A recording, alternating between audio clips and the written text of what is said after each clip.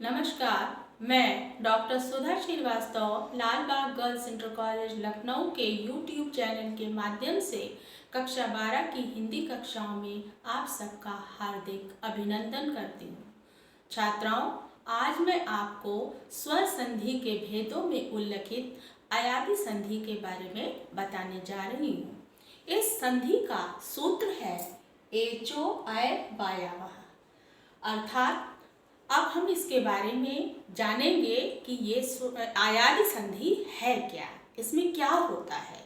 तो छात्राओं, इसको समझिए कि इस अय आदि संधि में ये बताया गया है कि यदि ए, ओ, ऐ और औ के बाद कोई भी स्वर आए तो ए के स्थान पर ऐ, ओ के स्थान पर अब, ऐ के स्थान पर आय और औ के स्थान पर आव हो जाता है। जैसा कि इस संधि के नाम से ही स्पष्ट है, अय आदि अर्थात अय, आय, अब, आव ये आदेश इसमें हो जाया करते हैं। इस संधि के नाम से ही ये हमें समझ में आ रहा है और ये सूत्र में भी यहाँ पर ये स्पष्ट किया गया है, एचो अय वायावह। एच अर्थात एच से तात्पर्य क्या है, ए, ओ, ऐ और औ ये चार स्वर आपके एच के अंतर्गत आ जाते हैं। और इसके बाद हमको ये समझना है कि ए के स्थान पर ऐ, ओ के स्थान पर अब, ऐ के स्थान पर आय और औ के स्थान पर आव हो जाता है। तो आइए अब हम इसको जानेंगे, उदाहरण के रूप में देखेंगे और समझेंगे कि किस प्रकार से ये संधि अय आदि के आदेशों को अपने अंदर लेती है। तो ये सबसे पहले हम उदाहरण यहाँ पे प्रस्तुत कर रहे हैं नैनम। तो आइए हम देखते हैं कि यहाँ पर नैनम में अयादी संधि किस प्रकार से आई है। नैनम देखिए, आय, यहाँ पर मैंने नैनम में अय को रेखांकित किया है। अय मैंने आपको क्या बताया है कि अय कहाँ होता है, ए के स्थान पर। ध्यान से देखिए, तो ए के बाद अगर मैंने कहा है कोई भी द्वितीय पद में कोई भी स्वर आए तो ए के स्थान पर अय हो जाता है। हम उसी फार्मूले को अप्लाई कर रहे हैं यहाँ पर। तो अय का मतलब है कि यहाँ पर अय मैंने यहाँ पर चार्ट में देखा, जो समझाया आपको, ये ए के स्थान पर है और या जो दूसरा वाला पद है उसमें कोई भी हलंत नहीं लगा हुआ है, इसके मतलब इसमें छोटा आ मिला है। तो इस प्रकार से हम जब इस संधि को यहाँ से अलग कर रहे हैं तो इसका विग्रह हो रहा है, अय के स्थान पर ने और या से आ निकल रहा है, ने प्लस अनम।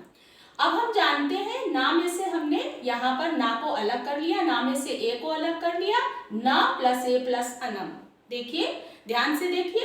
अब फिर यहाँ पर ना ए के स्थान पर मैंने आपको क्या बताया, अय, वही मैंने ए के स्थान पर अय लिख दिया यहाँ पर, प्लस अनम बराबर हमारा क्या मिलकर के, इन तीनों को मिलाकर के, इन तीनों को मिलाकर हमारा क्या बन गया, शब्द नैनम।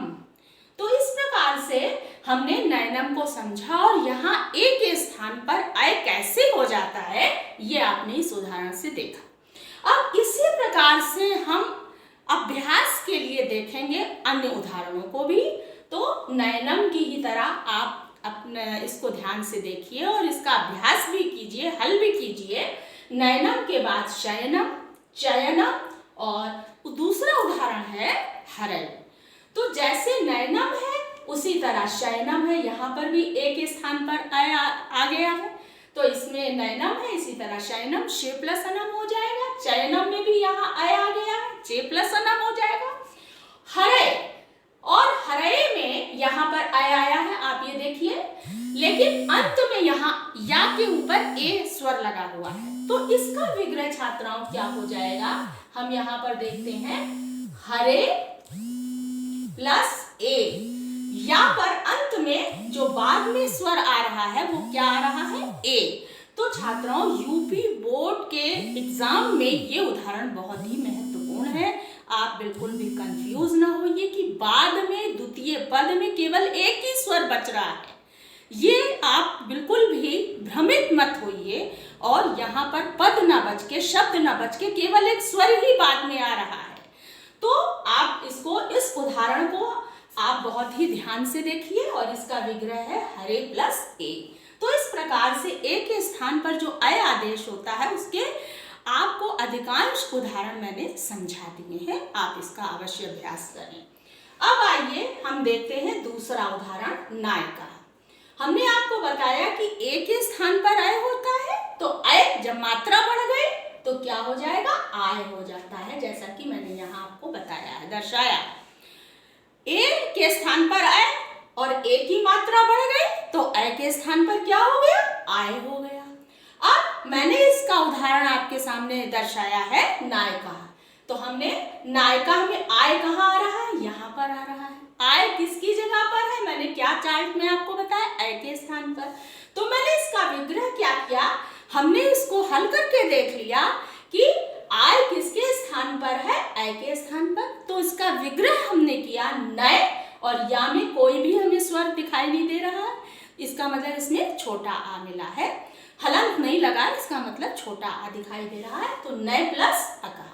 अब हम देखते हैं अय के स्थान पर ना में से ना प्लस ए को अलग कर लेते हैं, अय को अलग कर लेते हैं, प्लस अकहा। और अय के स्थान पर क्या आदेश हो गया है, जो कि हमने आपको समझाया है, के स्थान पे आय हो जाता है।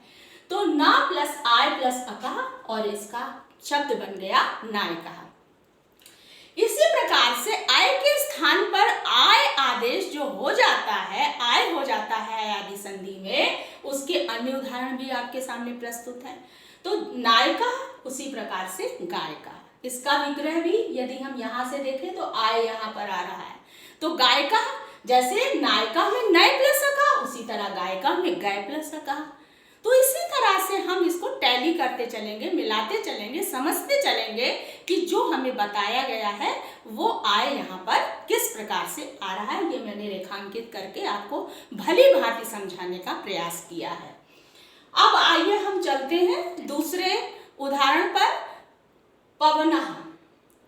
पवना के लिए यहाँ पर हम आपको बता रहे हैं। अब देखिए चार्ट में अब किसके स्थान पे आया, ओ के स्थान पर अब आया है। ये आपको ध्यान करना पड़ेगा और इसको याद भी करना पड़ेगा। तो अब हमने यहाँ पर टैली कर लिया, अब जो है वो ओ के स्थान पर है, यहाँ पर हमने देखा ओ के स्थान पर है।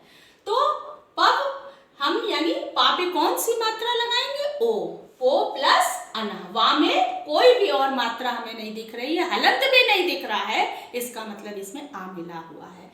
तो अब की जगह पर क्या हो गया, पो प्लस वा से क्या निकला, आ, पो प्लस अनह। अब देखिए पा को हमने अलग कर लिया, ओ को अलग कर लिया, प्लस अनह। फिर पा को हमने अलग किया, ओ के स्थान पर क्या आदेश हुआ है, अब। तो पा प्लस अब प्लस अनह बराबर पवना। इसी प्रकार से दूसरा उदाहरण है भवनम, जिसको हम यहाँ से देखेंगे, भो प्लस अनम।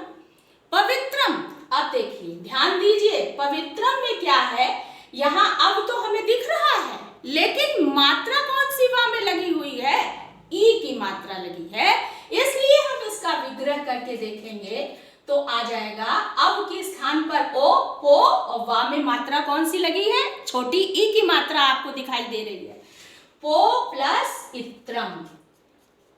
इत्रम, ये इसका विग्रह होगा। और जैसा कि मैंने इधर आपको जो जिन चरणों में जिस तरह से समझाया, आप उस तरह उसको भी करके देख लेंगे। विग्रह मैंने आपको बता दिया, बोर्ड परीक्षा के लिए बहुत ही महत्वपूर्ण है, ध्यान दीजिए।